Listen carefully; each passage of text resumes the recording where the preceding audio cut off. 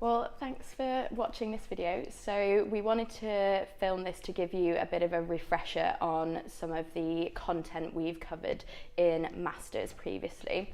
So for everyone who's seen the invite for the session we've got on the 10th of December in Manchester, you'll know that this is another one in the series of people management modules we've been running over the past 12 months, and the focus for this is all around coaching. We'll be joined again by Kirsty Lewis, who'll be running the half-day workshop with us, which is great to have her there to give us all of her expertise and knowledge on this subject area. As I just said, this is something that we have covered before in the 2-day Masters session as well that everyone goes on, but because there's a jam-packed session next week, we wanted to give everyone a bit of a deep dive now into some of the subject matters, frameworks that we'll be covering, just so you've got it front of mind for when we go into the sessions next week. So we've got some posters just behind me, so I'll just talk through them one by one, just as I said, to give you that refresher on the different frameworks.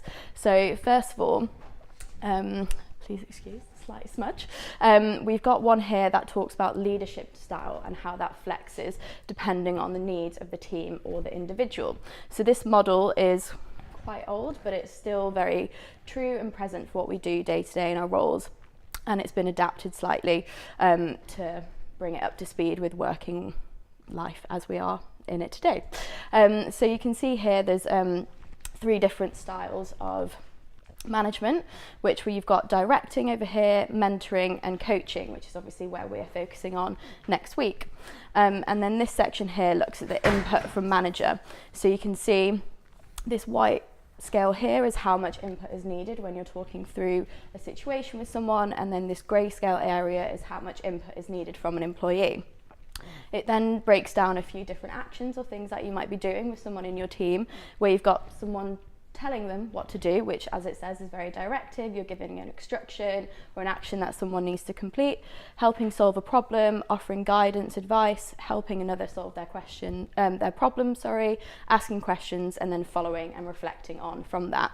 As you can see, through each of these different styles and those different leadership techniques, the input from the employee becomes that much greater, which is exactly where coaching sees us falling, because what the employee does in that session and in that conversation is so much greater than what you would be doing as a manager.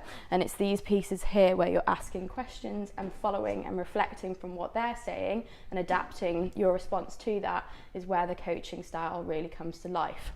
So this model is really helpful in us initially understanding how much we need to do as a manager and how much we'd expect from an employee as well in that coaching situation.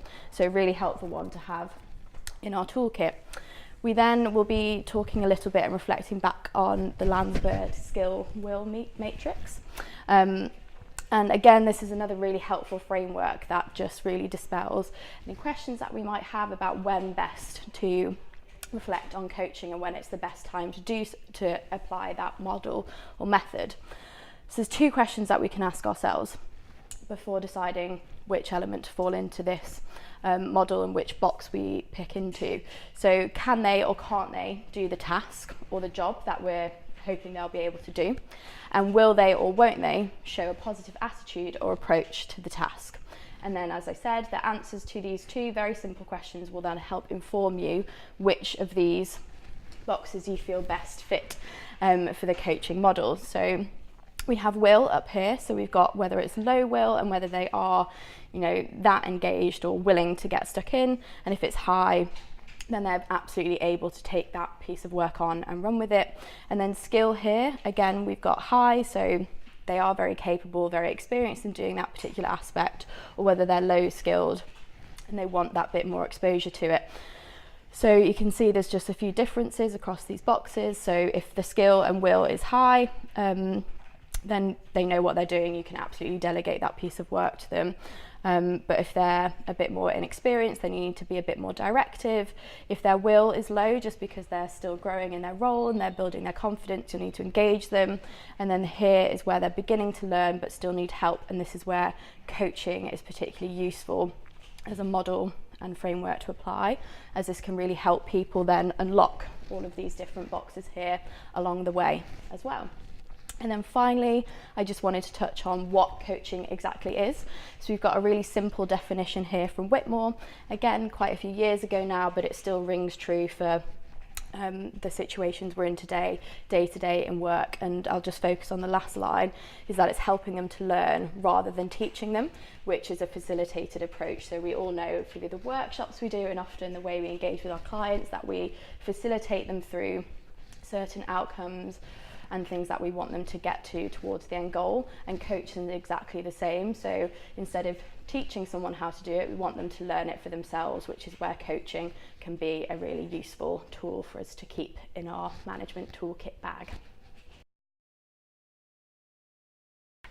So the model that we like to use for coaching at SMG, you might remember, is called GROW.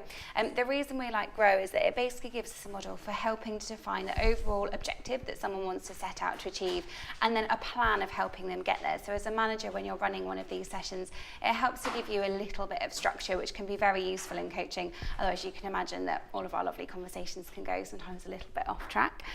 So you can see here that GROW stands for goal, reality, options, and what's next. So the first piece is all around understanding the objective or the outcome that the individual is looking to achieve. The R for reality is all about understanding exactly where they are at the moment. So what's the current context of the situation? Are they anywhere on track towards that goal? Are they partway there? Or are they really at the beginning of their journey? O is for options. So that's understanding and determining all the different courses of action that someone could take to help them get there. And obviously with your help, hopefully assessing them and deciding on the right one to do moving forwards. And then W stands for what's next. So it's essentially your next steps, your plan of what you're going to do and the commitment that you're both going to be making in order to move forwards. So hopefully you can remember GROW from the sessions we've done before, but it's a really important one and one that we're going to be delving into quite a lot in the session with Kirsty next week. So how does GROW work? Well, essentially, it's a process flow that we can follow, and you can see on the poster here that there's different steps that we can take along the way. So at the earlier stage of the process, essentially, of course, the first thing that we would need to do in any coaching session is to agree the topic for discussion. So essentially set the parameters for what we're looking to talk about, agree the specific objective on the session. So if you are working in a kind of longer term coaching relationship, you might find that you have multiple sessions on a particular area, and so the aim is to make sure that we can do that. And then as well, set the long-term aim too, if appropriate. So if there is a longer-term objective that the individual is trying to make sure that we're really clear on that. So as I said, that's all about setting the parameters and agree where we're going to be going as part of this. Next, you have reality. So this is all about inviting the individual to understand exactly where they are today and using a little bit of self-reflection to do that. Also, in that, you can ask them to offer specific pieces of feedback or examples to bring that to life a little bit. And it's really important to make sure that you avoid or at least check any assumptions that both of you are making, so that you can be really honest in your assessment of where that person currently is. Next, after that, you have options. So this is basically looking at all of the different routes that you could possibly go down. The aim particularly that's very important here is to make sure that you're inviting suggestions from the coachee or the learner. So it's them who are looking at the different ways they could potentially move forward. If you are the coach specifically, be careful about offering too many suggestions at that point, because ultimately then it goes into more of a teaching exercise, which, as we chatted earlier on, is not coaching. And then finally, there's obviously an exercise that needs doing, which is all around making choices. So understanding which of those options that you've discussed is the right one forwards. And then finally, under what next? So the aim here is essentially to commit to action, so making sure you're in agreement about who's going to be doing what, chatting about anything that might get in the way, so any of the barriers that might stop those outcomes potentially happening, and then preempting those with some options. Making step specific and then defining the timing, so you can use things like SMART in that to be really clear around exactly what you're going to do and by when, and then also agree the support that's needed. So your role as a coach is to determine the right amount of support for that individual and then work out where you're going to be involved. And essentially from here, hopefully then the next kind of outcome from that is that you put all of this into action and you have that commitment from both sides over how you're going to move forwards. And one of the tools you might remember that we talked about in Masters was this idea of using open questions. So you'll remember hopefully an example that we gave in a session around this idea of one husband with 5 wives, which is a very strange analogy, but it does make it easy to remember. So the idea is that you've got lots of different questioning words that lead to open questions. So you've got who, you've got why, when, where, and what. They're all useful questions to have in coaching sessions, as obviously they give you nice broad answers and the opportunity to have a good conversation. But of course you will remember that we talked about some of these actually are presuppositions, so they essentially predetermine an answer. So if you ask someone who, you're obviously assuming that there's a person. If it's a when, you're assuming that it's a particular kind of time. So there are some of these questions that are very helpful, but you have to kind of use a little bit with caution. But a really good one to use is how. So how is one that is probably the most open, the most flexible question. So one to remember that if you are going to enter into a coaching session, make sure that you don't do what I do, which is give lots of multiple choice answers to people, because that's a quick way of getting answers.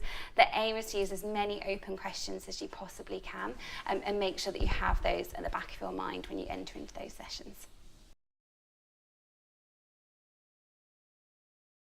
So hopefully those posters have, as we said, jogged your memory on some of the different frameworks and tools that we can use when going into coaching conversations. So before we have the session next week with Kirsty, we've got a few pre-work questions we'd like you to do some thinking around. So it's not necessarily anything you need to send in to us or share with us before next week, but just good for you to have in the back of your mind.